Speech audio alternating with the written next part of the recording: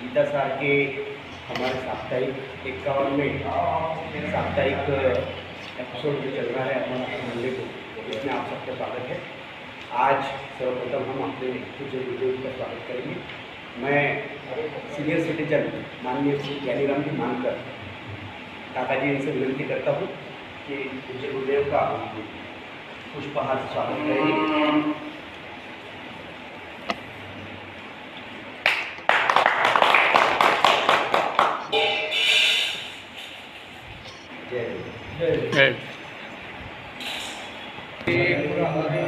हे नाथ नारायण वासुदेव, श्री कृष्ण गोविंद हरे मुरारी। हे नाथ नारायण वासुदेव, श्री कृष्ण गोविंद हरे मुरारी। हे नाथ नारायण वासुदेव, श्री कृष्ण गोविंद हरे मुरारी। हे नाथ नारायण वासुदेव। गोपाल कृष्ण भगवान की जय। समचरण सरोजम सान्द्र नीलांबुदाभम जगन निहित पानी मंडलम मंडलानां वरुण तुलसी मालां कज्जलं कञ्जनेत्रं सदय नवलहासं विठ्ठलं चिन्तयामि।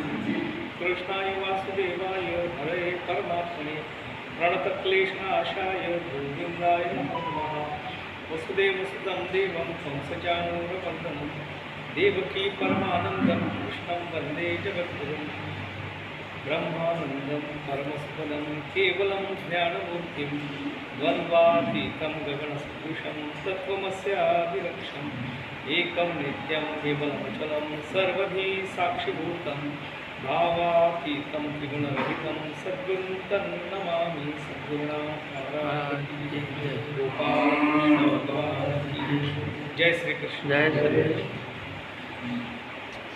10वां अध्याय जिसका नाम विभूति विस्तार योग है, उस पर हम चिंतन कर रहे थे।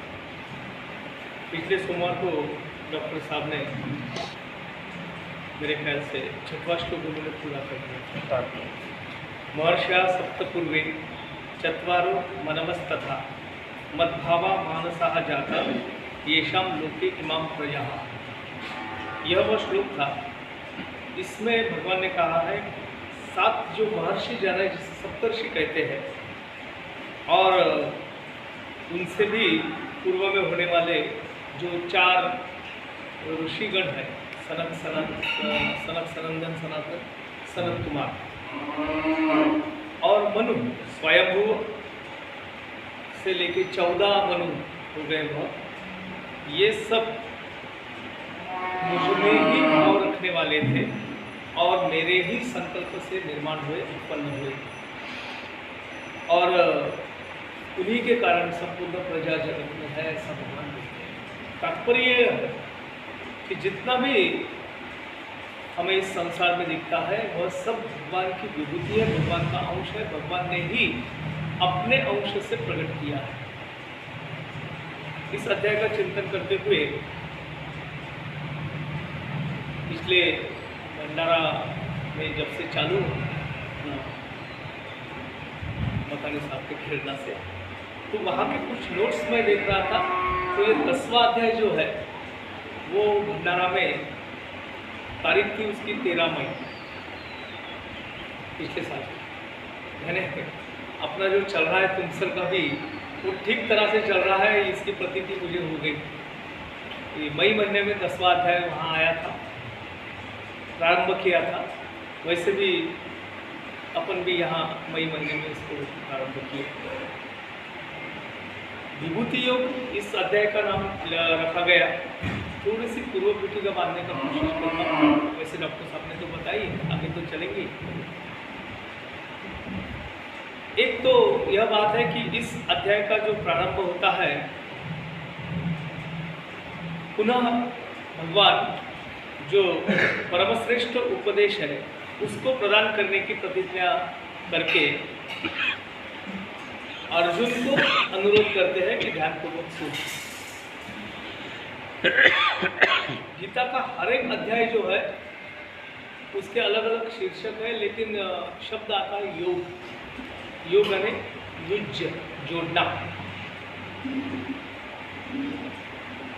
भगवान ने कहा है कि संपूर्ण जो उपदेश है उसमें जोड़ने की बात भगवान ने की है, समन्वय की बात की है, कभी तोड़ने की भाषा नहीं की है।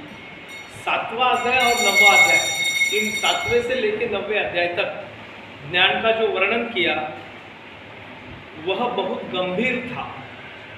शायद हो सकता है कि जो गंभीर विषय रहता है उसमें जरा ध्यान भटक जाता है या अपने तंद्री में लीन होता है, इसलिए उसको बार बार समझाना पड़ता है। जो मुश्किल प्रमेय होता है उसे बार बार समझाना पड़ता है।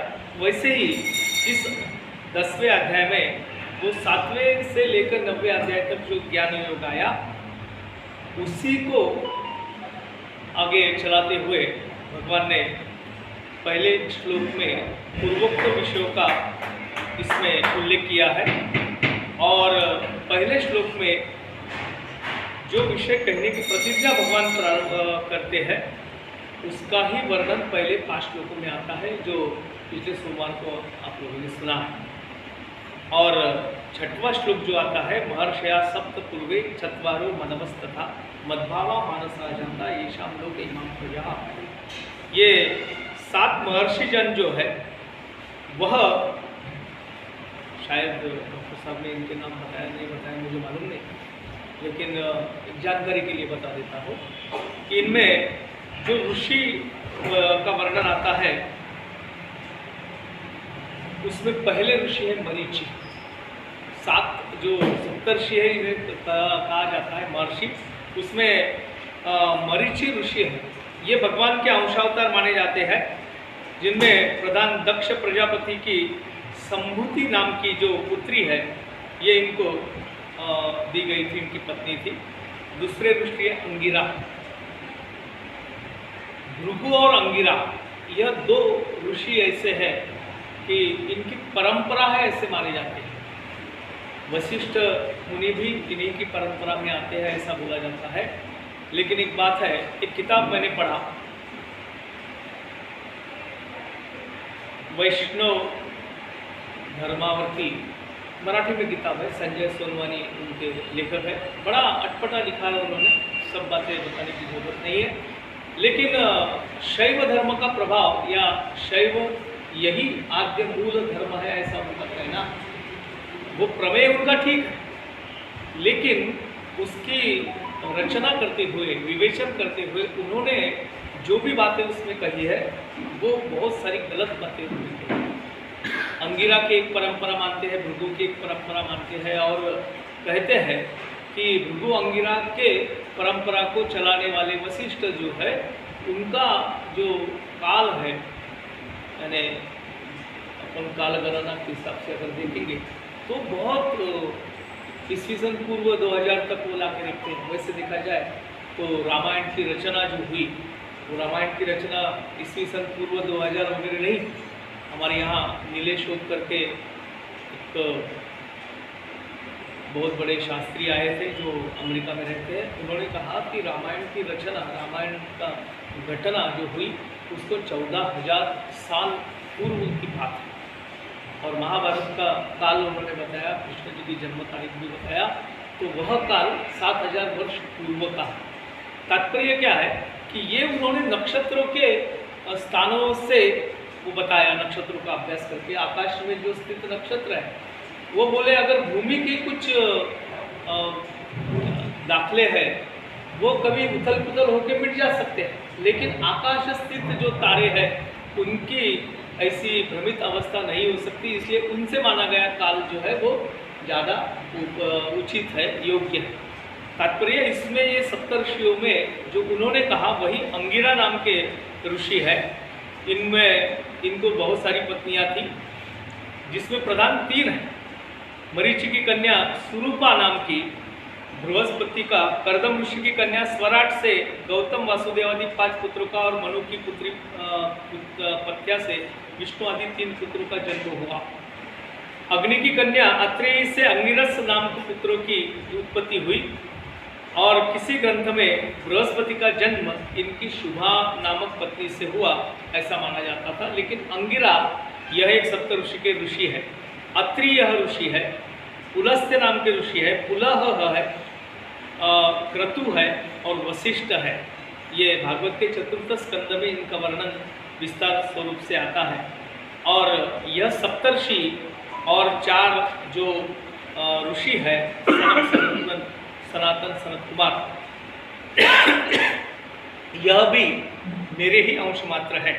अब 7वां श्लोक आता है, एताम विभूतिम योगम च मम य वेत्ति तत्वतः स अविकम्पेन योगेन युज्यते न अत्र संशयः।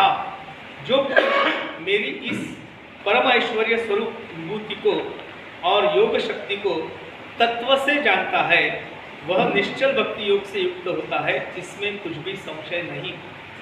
कुछ बातें महत्वपूर्ण इसमें कहा गई कि मेरे ऐश्वर्य रूप को जो भक्त जानता है, पिछली बार मैंने एक बार कहा था कि हम सब लोगों की बड़ी श्रद्धा भगवान जी के ऊपर रहती है, लेकिन विश्वास कितना है ये परखने की बात है। भगवान को क्यों कहना पड़ा कि मेरे परम ऐश्वर्य स्वरूप विभूति को और योग शक्ति को जो जानता है।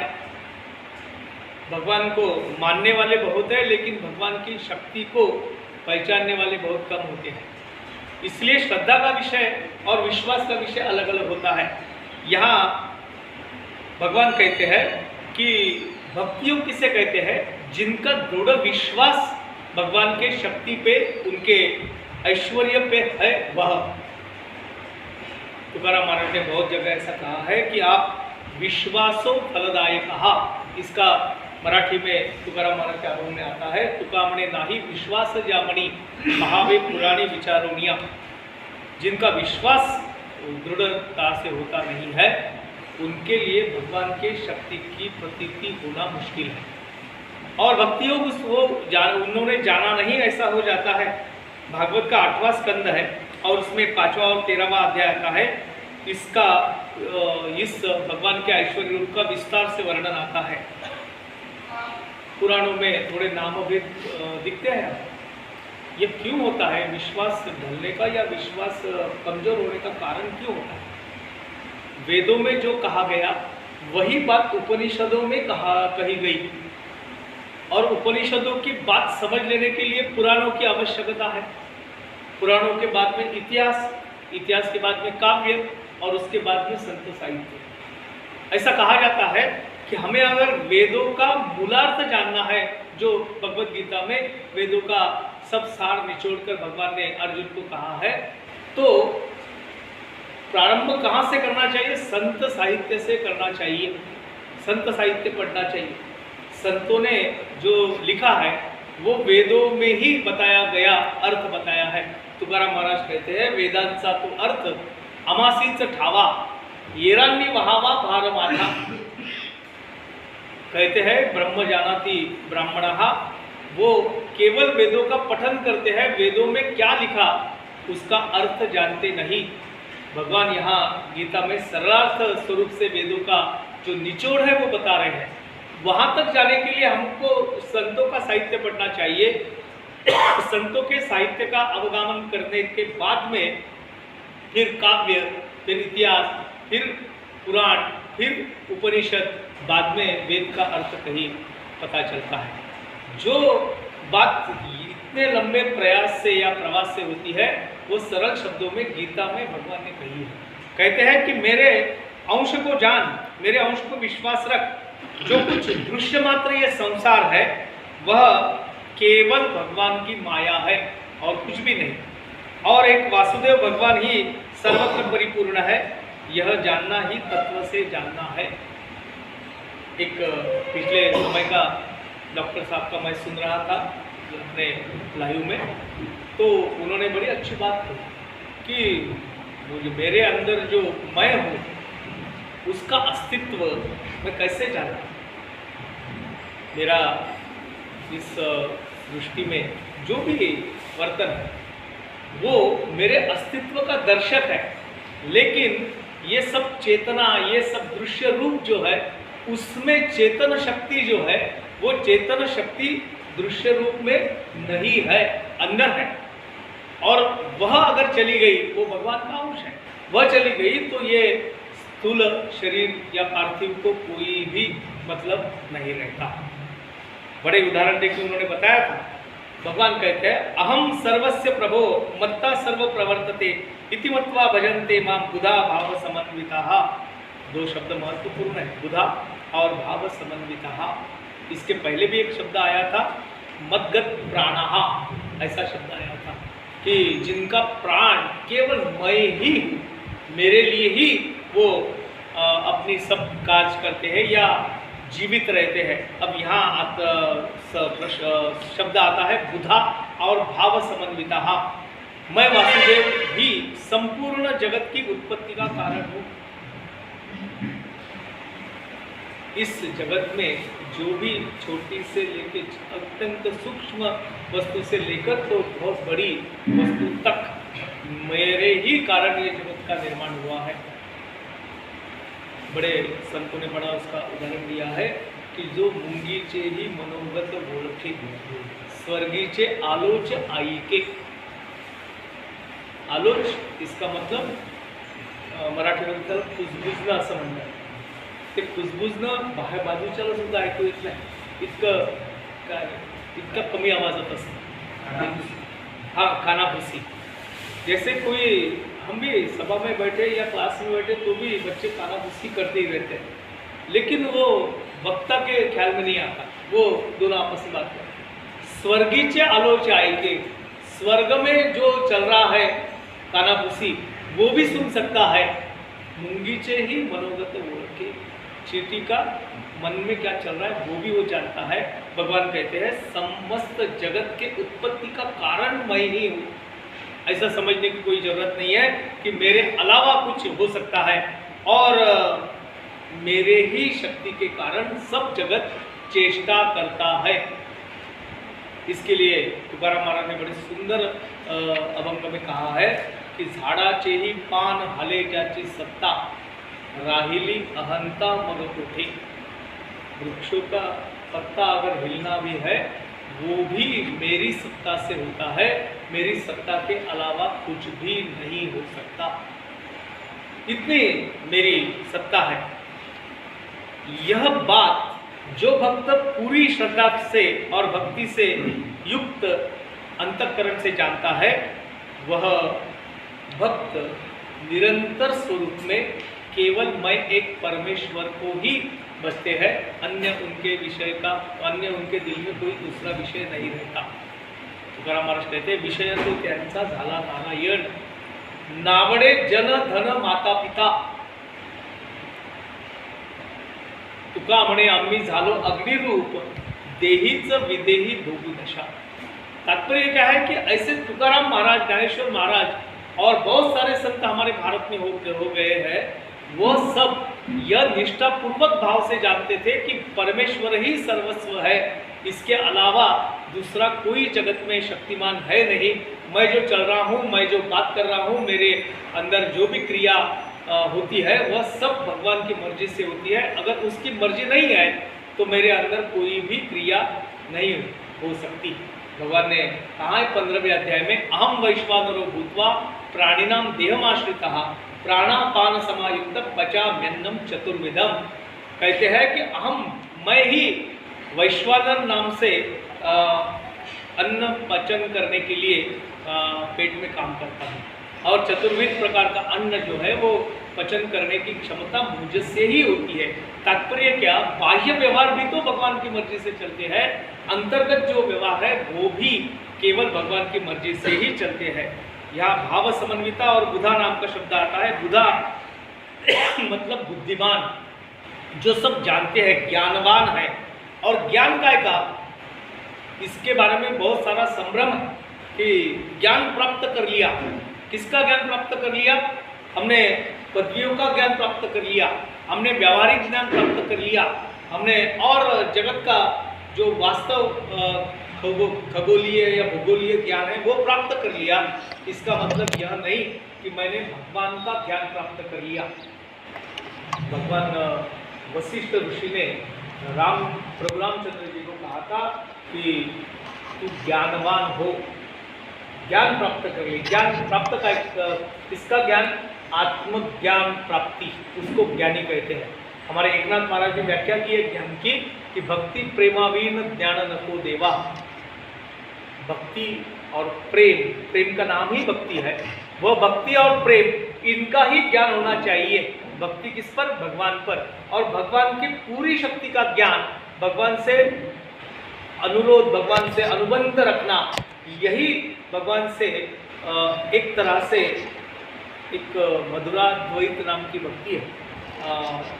जिसे मधुसूदन सरस्वती ने इसका बड़ा विश्लेषण किया है। उन्होंने कहा गया कि भगवान से कुछ तो भी नाता जोड़ो, नाता जोड़ो। केवल भगवान को मूर्ति बनाकर मत रखो, उनसे नाता जोड़ो। बहुत सारे संतों ने और हमारे भक्तों ने भगवान से नाता जोड़ा।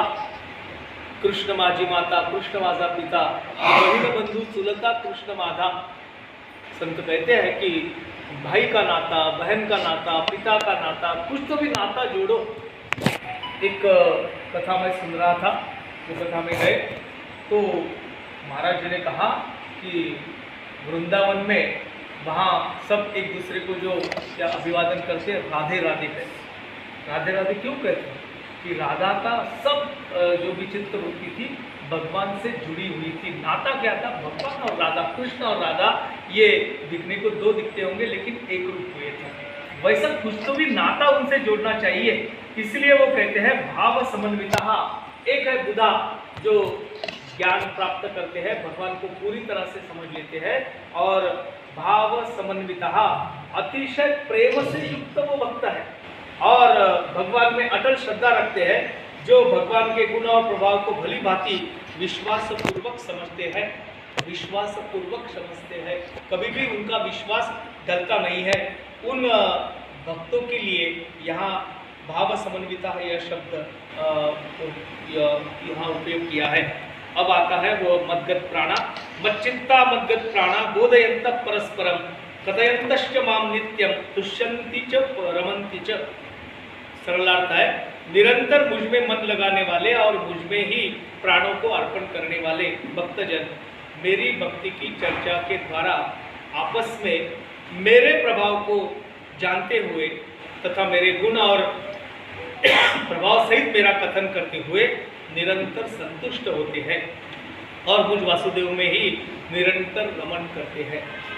ऐसे बहुत सारे मत चित्ता इसका अभिप्राय बताते हैं कि भगवान को ही अपना परम प्रेमी, अपना सुहृद जो मानते हैं उनको मत चित्ता कहा गया है। परम आत्मीय है, परम गति को प्राप्त होते हैं। मत चित्ता, पिछले समय मैंने उदाहरण बताया था कि सबसे श्रेष्ठ भक्ति किसकी है, तो नारद भक्ति सूत्र में नारद जी ने कहा है यथा व्रज गोपिका नाम।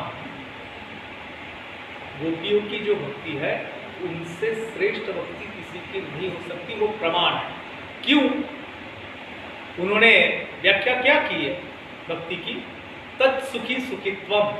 नारद भक्ति सूत्र का ये बड़ा चरम सूत्र है। तत्सुखी सुखित्वम। अगर भगवान सुख में है तो निश्चित स्वरूप से हम सुखरूप होंगे। अगर भगवान सुख में नहीं है तो हमारे सुख की कल्पना केवल कल्पना ही रह जाएगी। भगवान हमेशा सुखी रहे, यही कामना गोपीजन करती थी। एक बड़ा प्रसंग सुंदर आता है महाभारत में, कृष्ण चरित्र में। अक्रूर जो है उनको कंस ने भेजा है कृष्ण और बलराम को मथुरा लाने के लिए। जब वो आते हैं इधर गोकुल में, वृंदावन में आते हैं, तो गोपियाँ उनको बड़ी क्या निर्वसना करती हैं कि ये इनका नाम अक्रूर है। अक्रूर यानी क्रूरता का लवलेश नहीं, लेकिन आप सबसे बड़े क्रूर हो। क्यों? हमारे गोपाल को आप आपके साथ लेके जा रहे हैं, छोड़ नहीं रहे, सब घेरा डाल के बैठे हैं, उनका रथ आगे नहीं जाने देने वाले, रास्ते पे सो गए हैं सब गोपियाँ, वो रथ आगे नहीं जाएगा नहीं जाएगा, जिद कर रहे हैं। भगवान कृष्ण उनको बोलते हैं कि नहीं, अभी मेरे जाने का समय हुआ है, अब उनको रोको मत, मैं क्यों कह रहा हूँ सुनो। एक बार भगवान वहाँ से निकल गए, वापस वृंदावन या गोकुल में नहीं आए, लेकिन वो जानते हैं कि मत चित्ता, उनका चित्त मुझ में अटक गया है, वो मेरे अलावा किसी को अपनी चित्तवृत्ति समर्पित नहीं करने वाले। इसीलिए फिर अपने परम भक्त जो उद्धव थे उनको भगवान ने भेजा कि जाओ, वो गोकुलवासी जो गोपिया है उनका सांत्वन करो, वो मेरे विरह में बहुत बड़े दुखी और शोक संतप्त है। उद्धवा शांतवन करजा त्या गोकुलवासी जनांचे।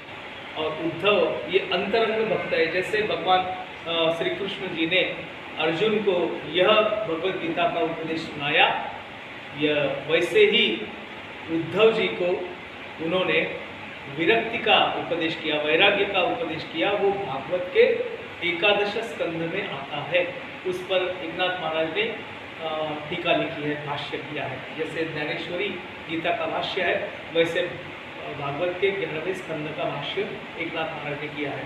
अत्यंत श्रेष्ठ भक्त है उद्धव, उनको भेजा तो उन्होंने देखा क्या है, जिस अवस्था में वो गोपिया गोप थे, जब भगवान श्री कृष्ण उनसे मथुरा की ओर चल पड़े, वह जो अवस्था थी वही अवस्था में वो निश्चल भाव से वैसे की वैसे ही, जैसे मिट्टी का या पत्थर का पुतला रहता है वैसे ही रहे थे।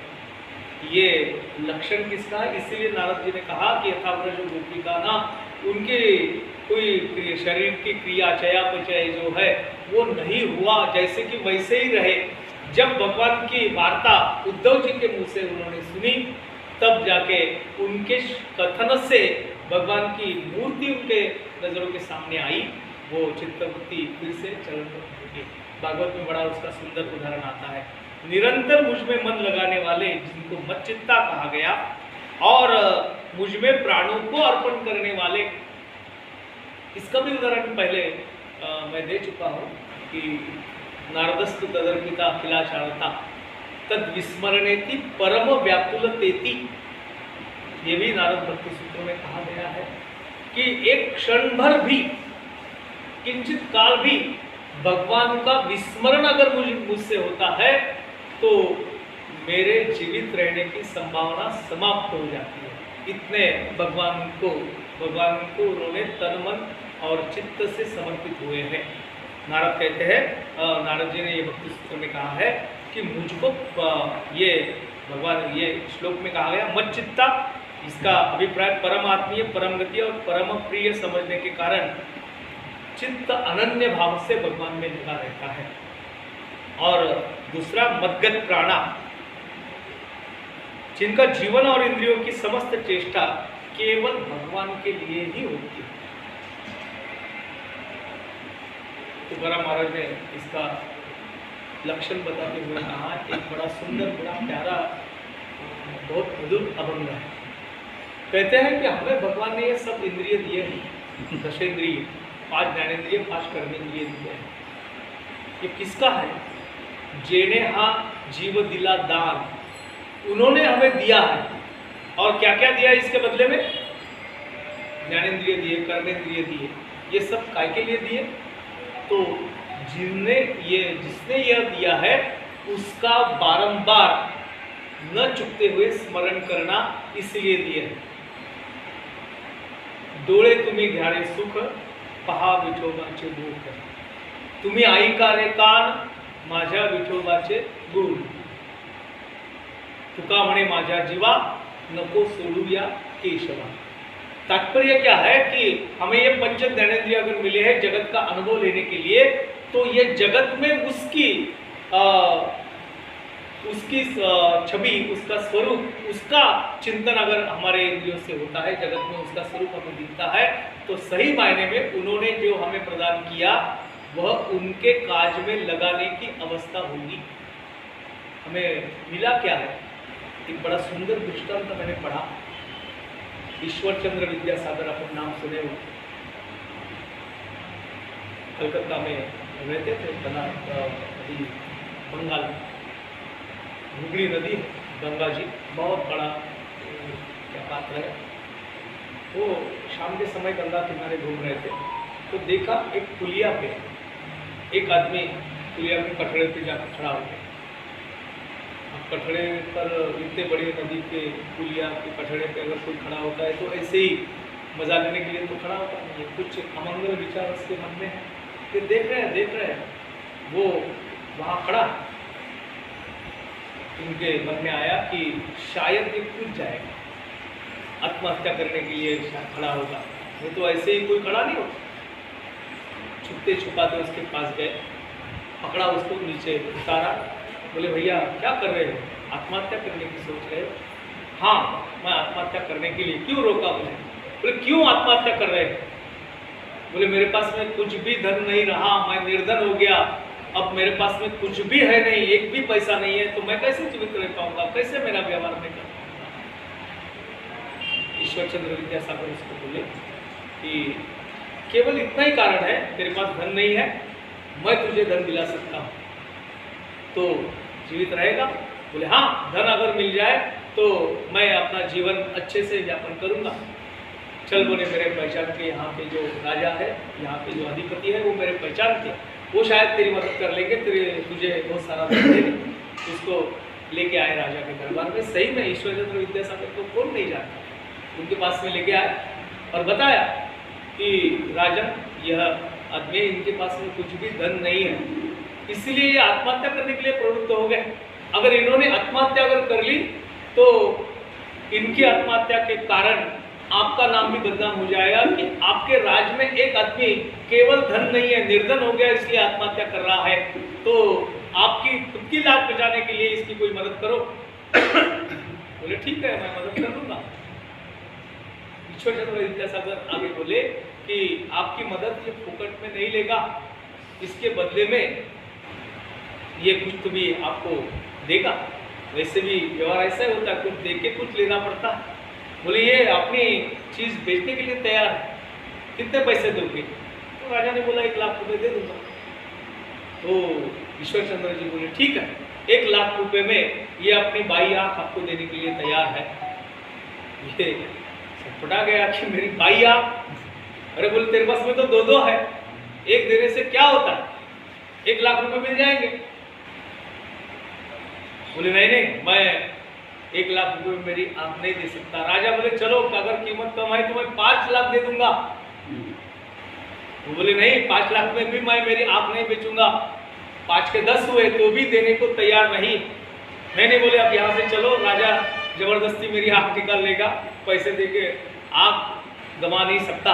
ईश्वर चंद्र बोले कि तेरे पास में 2-2 आँखें हैं, एक की कीमत अगर 10 लाख राजा देता है तो 2 की 20 लाख होगी, कान की भी कुछ कीमत होगी, नाक की भी कुछ कीमत होगी, अपने शरीर के अंदर आपको मालूम है कि किडनी ट्रांसप्लांट होता है तो बहुत सारे पैसे लगते हैं। इतना धन संपत्ति तेरे पास में है, तो आत्महत्या क्यों कर रहा है? उस भगवान का चिंतन कर जिनने यह सब दिया है, मदगत प्राणा, तो ये प्राण चेतन शक्ति भी उसी ने दी है।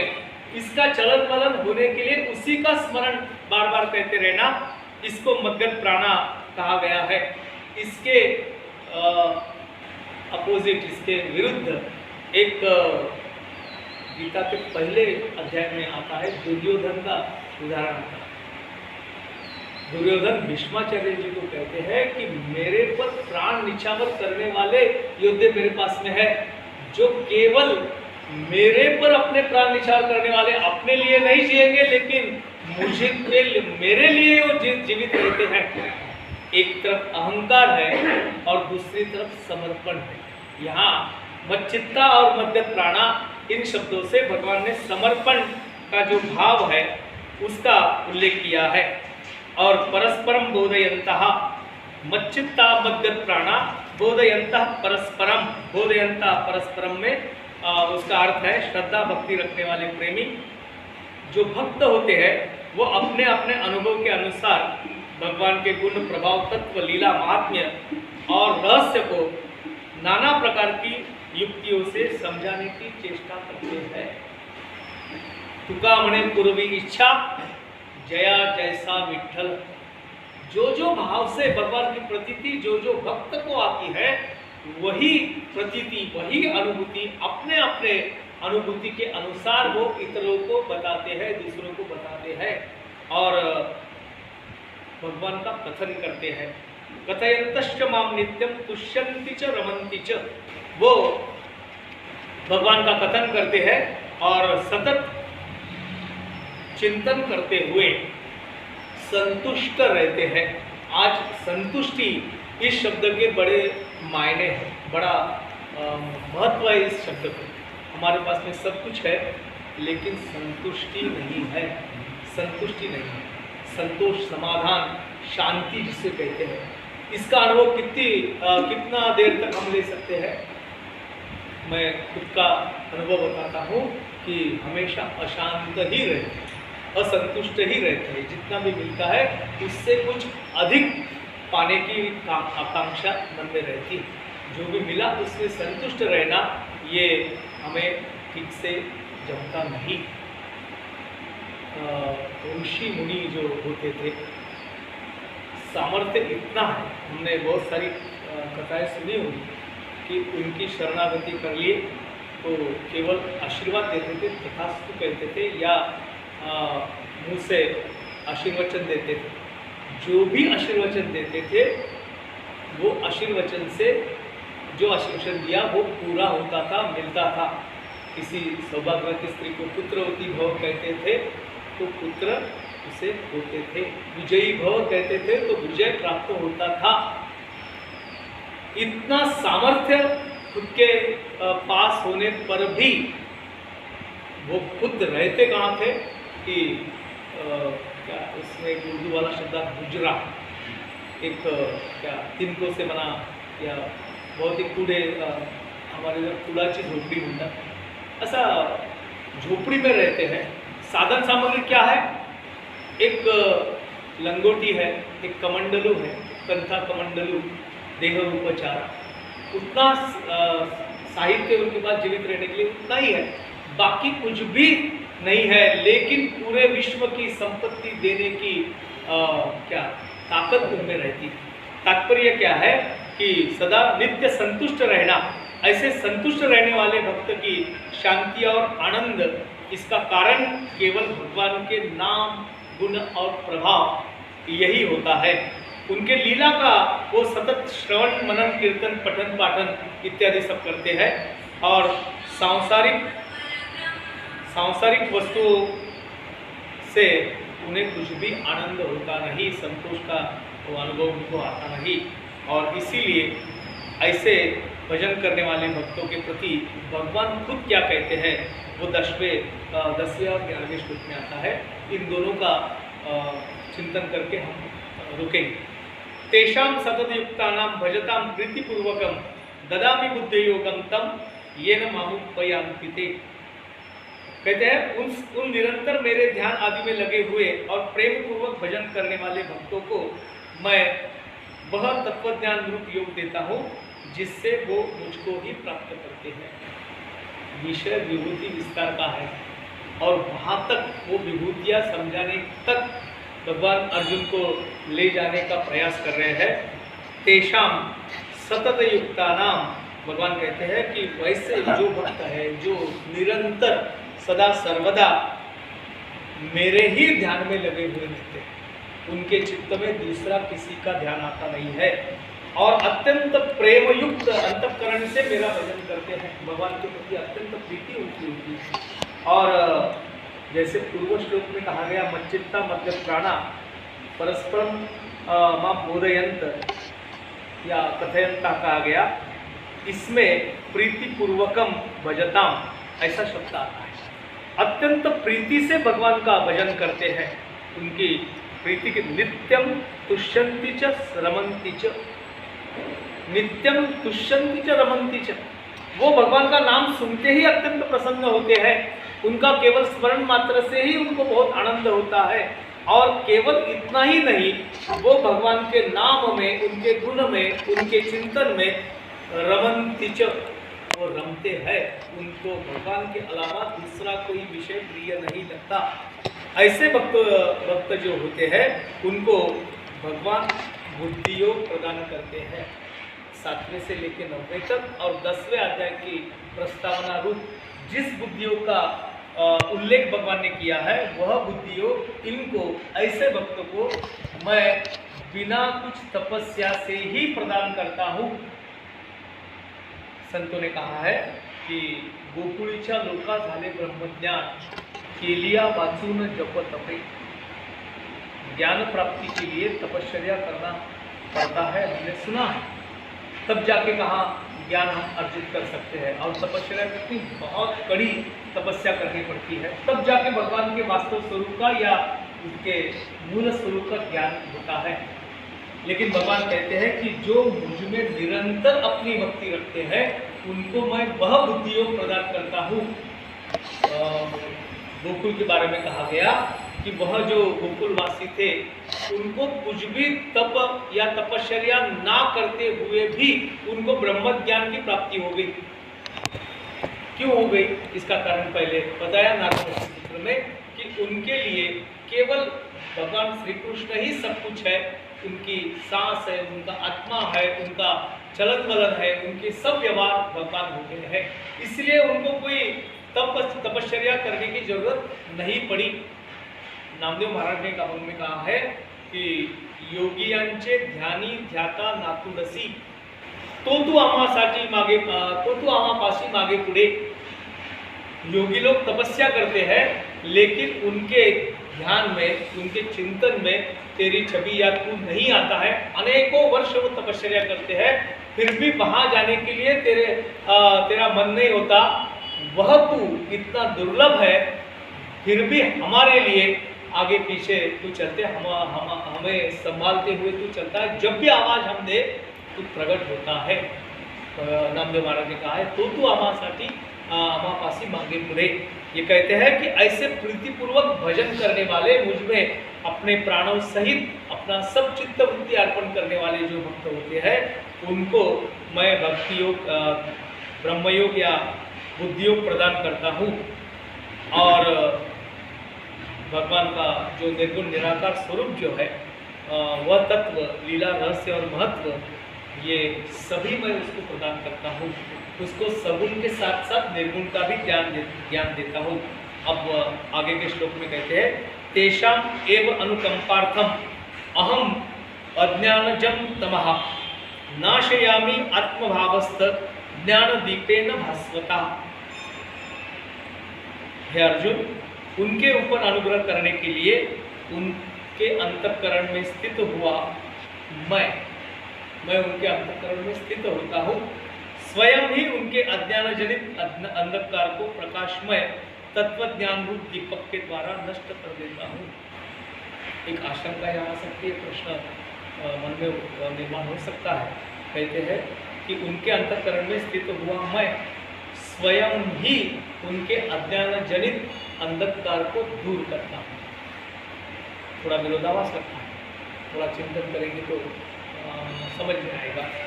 क्या कहते हैं भगवान कि मैं खुद उनके अंतःकरण में स्थित रहता हूँ और अज्ञान जनित जो अंधकार है उसको दूर करने का काम मैं ही करता हूँ। अब प्रकाशमय, तेजस्वी, ज्योतिमय ऐसे भगवान की उपस्थिति अगर उनके अंतःकरण में है तो अज्ञान के अंधकार की वहाँ बात हो नहीं सकती। समझने की बात कि जहाँ वह है वहाँ अज्ञान कैसे? भाई सूरज है तो सूरज ने कभी अंधेरा देखा ही नहीं।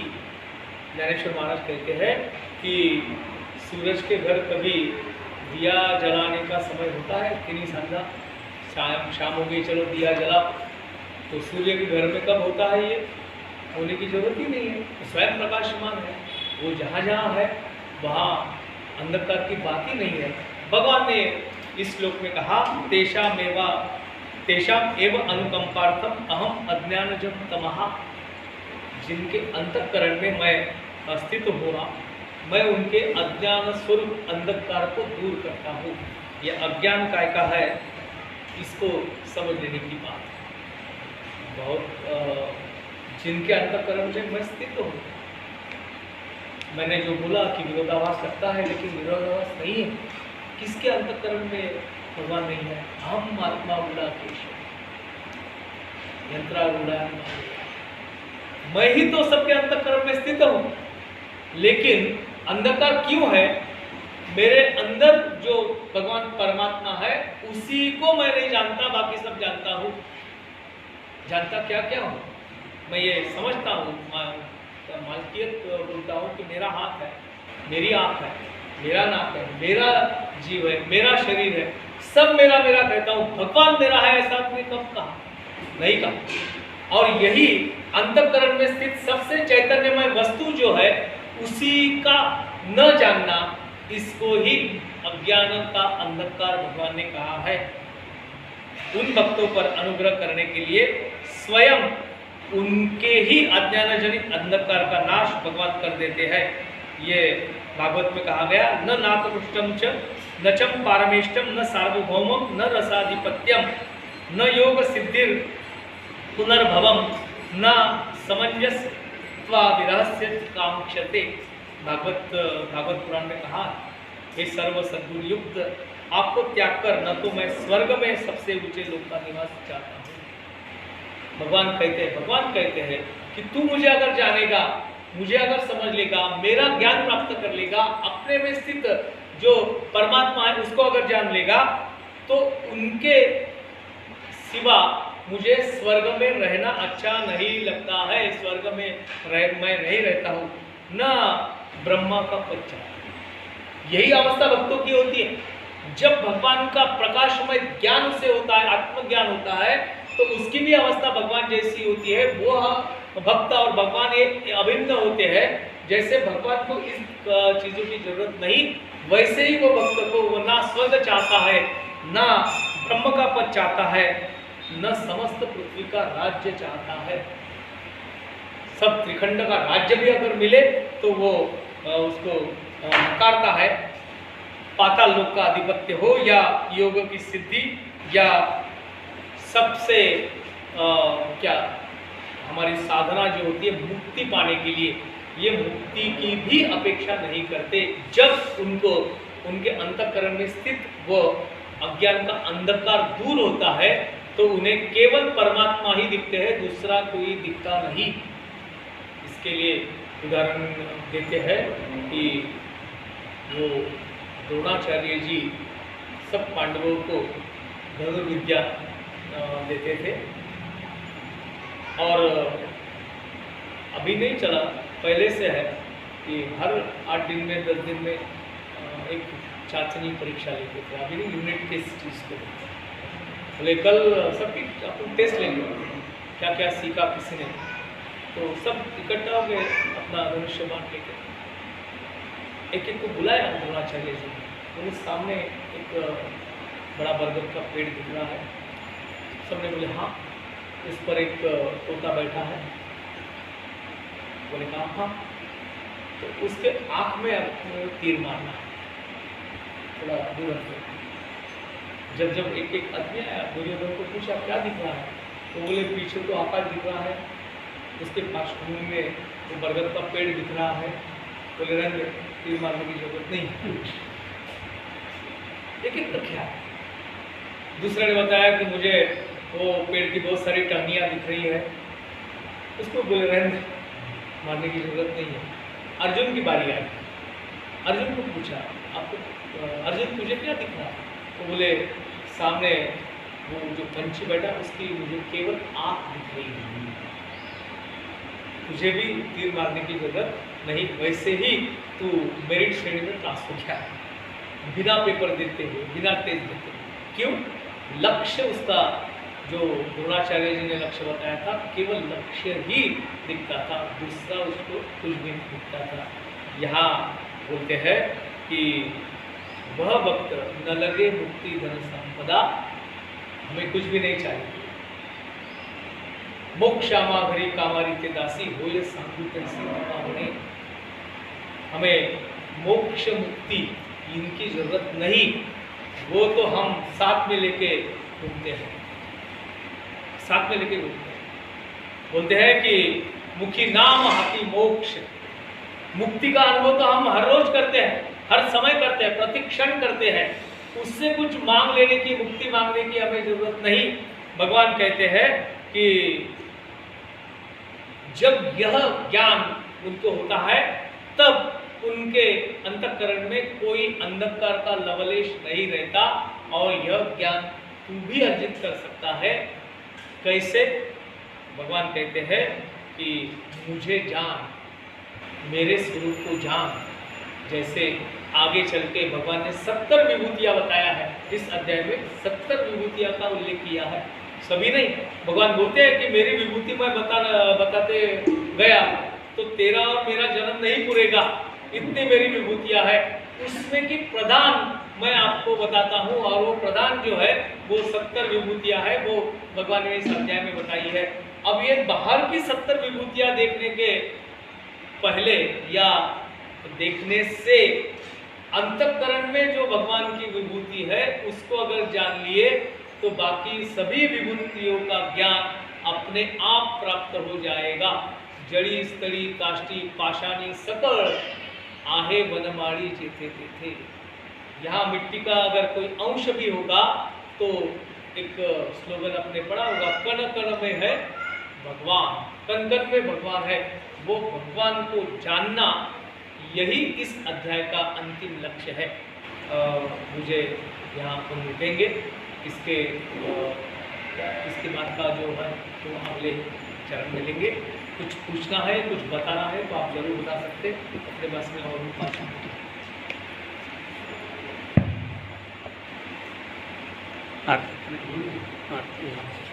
नाम संकीर्तनम यस्य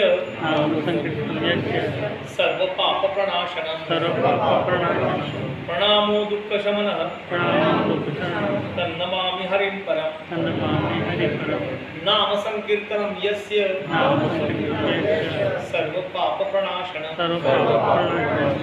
प्रणामो दुःख शमनः तन्नमामि हरिं परम। नाम संकीर्तनम यस्य सर्व पाप प्रणाशनम प्रणामो दुःख शमनः तन्नमामि हरिं परम।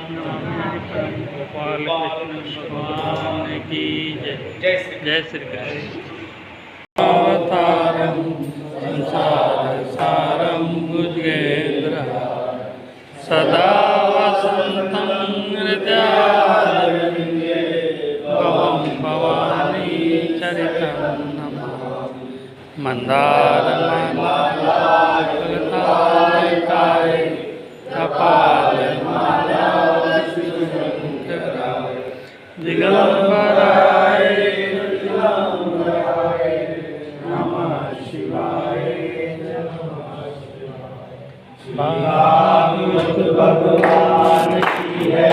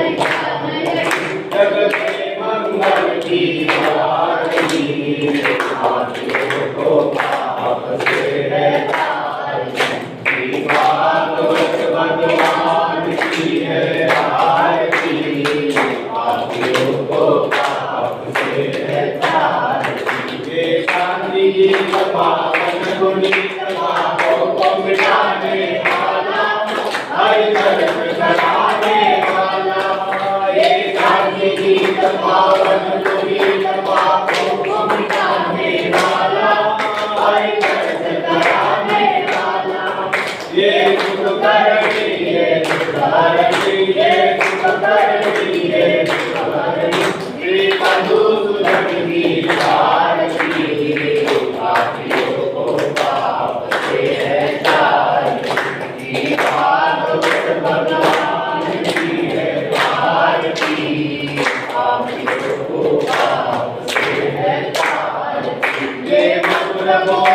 सर्वबंध घोर सर्वमान बताने वाला, बिगड़ी को बनाने वाला।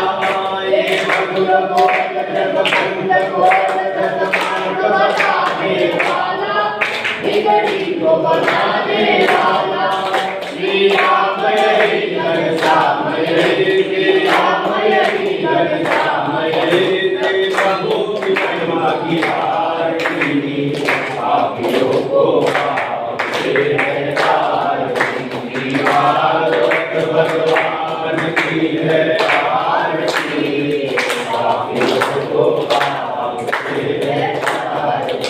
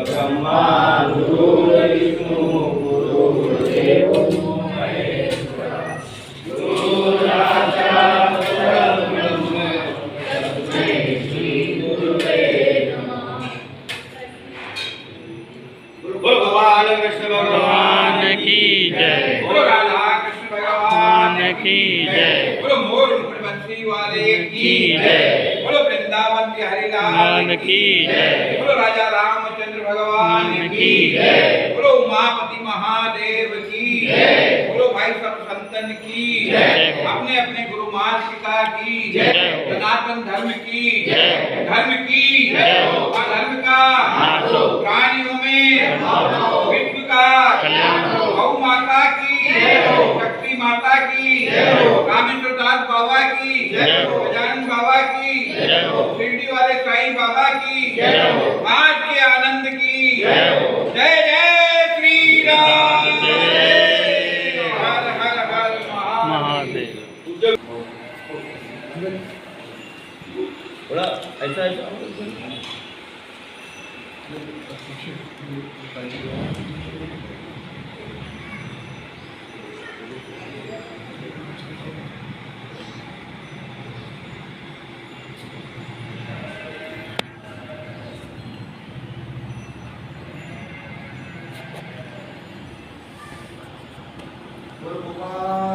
भगवान की जय।